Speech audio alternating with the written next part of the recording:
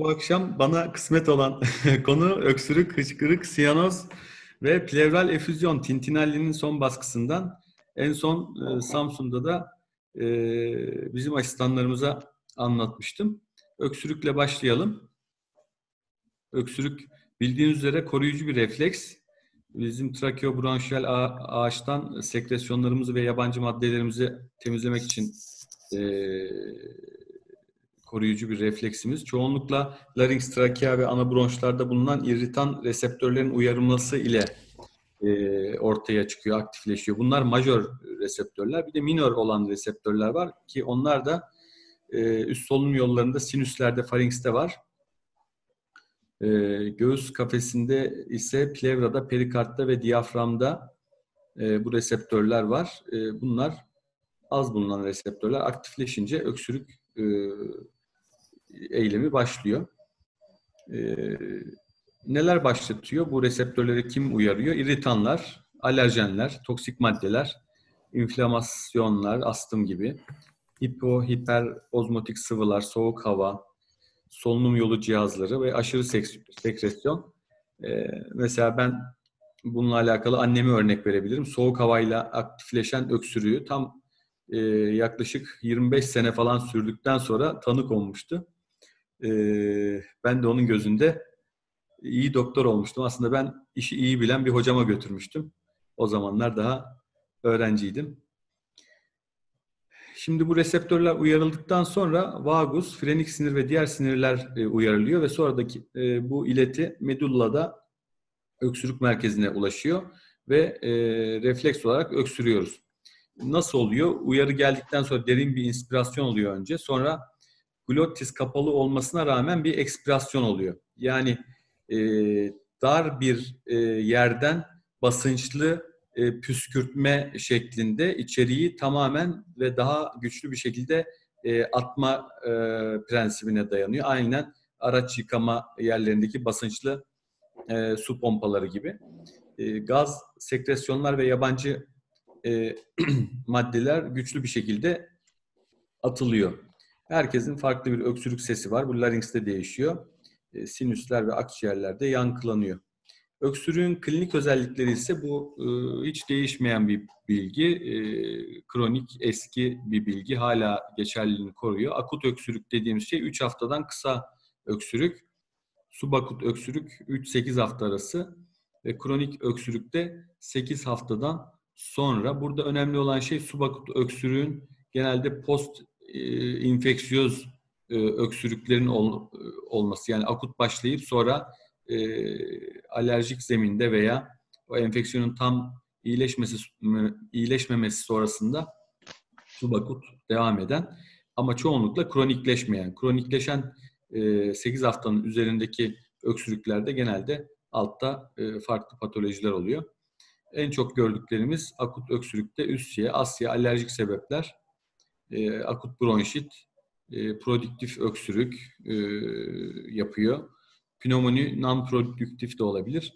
Yine boğmaca 1-6 hafta sürebilir. Yani post infeksiyöz öksürük nedenleri ayrıcı tanısında akla gelmesi gereken bir sebep. Subakutlara bakacak olursak demin söylemiştim post infeksiyöz sebepler, post viral hava yolu inflamasyonu, bronşiyal aşırı hassasiyet cevabı, aşırı mukus sekresyonu olduğu durumlar, post nazal discharge denen işte o boğazda devamlı gıcıkla beraber kronikleşmeye meyilli öksürük ve astım subakut öksürük sebeplerini oluşturuyor. Kronik olanlarda da en çok sabah öksürüğü şeklinde sigara içenlerde, prodüktif kronik bronşit hastalarında, yine bu postnazal discharge'ın kronikleşmesi, yine astım, özellikle gece öksürüğü, epizotik öksürük, wheezing ve dyspnea ile beraber olduğunda aklımıza gelmeli. Biraz önceki konuyla alakalı bir saniye, Ahmet geldi galiba. Onu admit yaptım. Gelebildi mi Ahmet? Hocam bağlanıyor şu an. Tamam. Tam reflü dedim, Ahmet çıktı. Tam zamanında geldi. Göğüste yanma ve yatarken çoğunlukla. Yine en önemli sebeplerden bir tanesi ACE inhibitörü kullanımı. %10-12 bazı özel medyatörlerin etkisiyle karşımıza çıkabilecek ayrıcı tanıda bu ilaçların kullanımını sormamız gereken durumlar. Şimdi çoğunlukla ilaç bırakıldıktan sonra geçiyor ama 3 aya kadar devam edebiliyor. Hafiften şiddetliye kadar, yani ilacı bırakmaya sebep olabilecek ciddiyette olabiliyor. Tabii kullanma sebebinin önemi düşünüldüğünde ilaç değiştirme veya farklı ilaca geçmek gerekiyor böyle bir sebep olursa. Burada klinik özellikleri, özellikle akut ve kronik sebepler ve kroniğin az görülen sebepleri. Akut sebepleri biraz önce saymıştık. Burada akut öksürük sebeplerinin içinde acille alakalı önemli olabilecek yabancı cisim akla gelmeli. Kronik sebepler bizim daha az gördüğümüz şeyler, ama işte post infeksiyozlardan Bordetella'nın kronikleşebileceğini unutmamamız lazım. Az ve kronik sebeplerin başında da yine karşımıza gelebilir. Mesela kalp yetmezliği öksürükle seyredebilir. Bazı irritanlara uzun dönem veya mesleki maruziyetler sonrasında olabilir. Psikiyatrik olabilir. Yine kronik bir yabancı cismin rekürren aspirasyonu olabilir. Bunlar ayrıcı tanıda düşünmemiz gereken sebepler.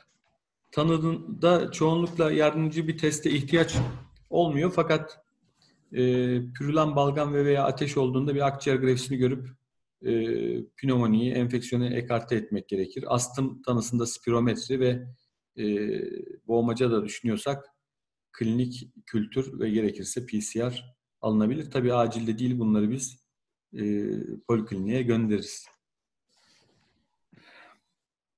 Tedavide ne yapacağız? Akut öksürük, yani hastalığa spesifik tedaviye ek olarak antitusipler, pastiller, bitkisel ürünler ki bilinen karabiber özellikle mesela balla birlikte iyi geliyor. Ben kendim denedim ama diğerlerini denemedim. Mesela hardalı hiç sevmem, iyi gelse bile denemem.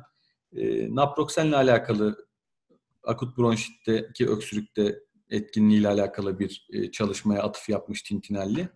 Bir de lidokain nebulün akut öksürük tedavisinde etkili olabileceğiyle alakalı çalışmalardan bahsetmiş. Ama hiç denemedim. Genelde semptomatik tedavi. Subakut ve kronik olduğunda ise bu enfeksiyon, işte uzamış enfeksiyon sebeplerine yönelik tedavi. Eğer bu post infeksiyöz değil de kronik öksürük ise kronik öksürük ayrıcı tanısındaki hastalıkların değerlendirilmesi, onların tedavisi. Böyle hani akut, kronik, subakut ayrımı yapılarak yaklaşılan öksürüklerde bu algoritmik yaklaşım %95 başarılı. Yani klinik özelliği öksürüğün iyi anlaşılırsa tedavisi de kolaylaşıyor.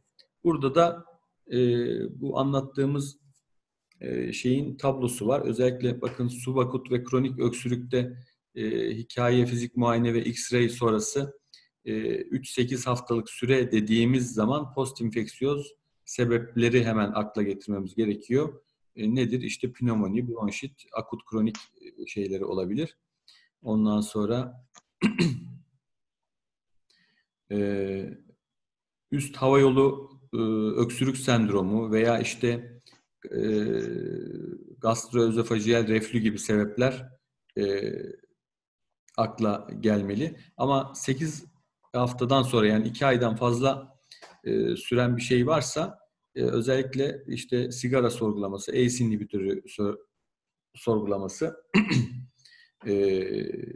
yine üst havayolu öksürük sendromunun uzamış hali ve reflü ilaçlarının kullanılmadığı